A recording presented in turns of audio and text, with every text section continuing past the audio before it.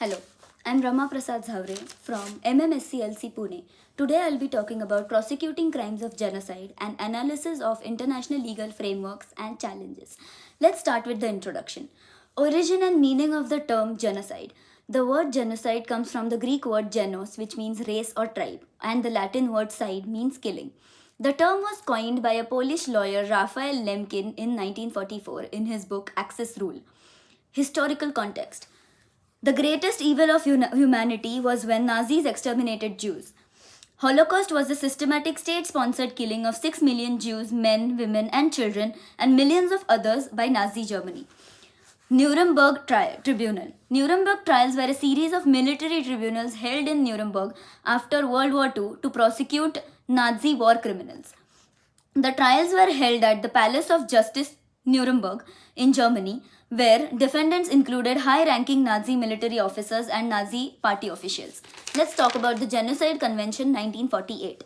The United Nations General Assembly recognized genocide as a crime under international law in 1946. In 1948, the United Nations codified genocide as an independent crime. As of April 2022, 153 states have ratified the convention. The definition of genocide in the convention includes Article 2. Article 2, which defines genocide as killing members of the group, causing serious bodily or mental harm to members of a group, inflicting conditions of life intended to bring about group's demise, imposing measures intended to prevent births such as forced sterilization, forcibly removing the group's children. And Article 3 of the convention talks about which acts are punishable under this convention: genocide, conspiracy to commit genocide, direct and public incitement to commit genocide, attempt to commit genocide, complicity in genocide. Let's talk about the challenges in prosecution. ICC has challenges in prosecuting genocide, majorly in getting jurisdiction in non-member states. ICC only takes action if the crime is founded on the member state territory. The statute of ICC does not apply to non-member states, example United States, China and other nations. The absence of enforcement power weakened the ICC's authority by the political will of states. Political barriers. States who are charged with genocide or complicit in shielding the offenders often use sovereignty to claim that no one can intrude in their business. International legal domain does not apply to them. The conflict erodes the international legal system and the victims get no compensation. Lengthy trials. Lengthy trials erase the sentiment of justice in genocide trials. It leaves the victims and communities devastated. It is like denying justice to the victims. Resource constraints. International courts often lack adequate financial resources to handle complex and lengthy genocide cases. There is a shortage of skilled investigators, prosecutors, and legal experts to manage the workload efficiently. Limited resources and slow processes create a perception inefficiency, weakening trust in international justice systems. Let's talk about the recent genocide cases. Myanmar, Rohingya Muslims. Killings and rapes of Rohingya Muslims. This crisis created more than 1 million refugees from the Rohingya seeking asylum in other countries.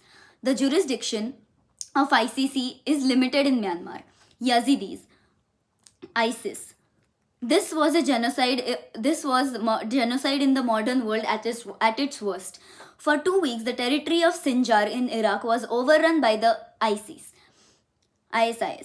They began a systematic way of wiping out the ethnic group of Yazidis by forcing them to convert or face extermination. In 1921, a German court gave a guilty verdict to Taha al-Jamaili and former ISIS on charges of genocide against the Yazidis. Now, Darfur, Sudan. The situation in Sudan obliged the United Nations and African Union to immediately introduce a ban to purchase weapons in the country and to freeze assets of those who have committed gross violations of human rights, as well as to send a security force to protect the oppressors. Ethiopia, Tigray conflict. The conflict resulted into thousands of deaths and humanitarian crisis. The Ethiopian and Eritrean governments denied the accusations of war crimes and genocide one after another. Let's talk about the roles of international legal frameworks. As per Rome Statute 1998, ICC is the unique international criminal court which may try the cases for genocide, crimes against humanity, and war crimes, all universally termed as atrocity crimes. Unlike ICC, the ICJ does not prosecute individuals for crimes of utmost severity such as genocide, but it can adjudicate disputes related to genocide. Its opinions carry weight with the United Nations and other international institutions. They can provide advisory opinion. Article 9 of the Genocide Convention of a state for a genocide to be submitted to the ICJ. Now, I'll conclude this PPT by saying genocide is one of the worst abuses affecting humanity and the international legal framework. And its international legal framework is struggling to provide justice and prevent reoccurrence of such acts. While frameworks like ICC and ICJ play pivotal roles in addressing these crimes, their effectiveness is hindered by jurisdictional limitations, political barriers, and resource constraints. However, the purpose of providing justice, protecting equality, liberty, and justice, there should be proper representation from different countries and proper enforcement agencies, so that nobody could buy a higher role just for politics than rendering justice to the genocide victims. Thank you.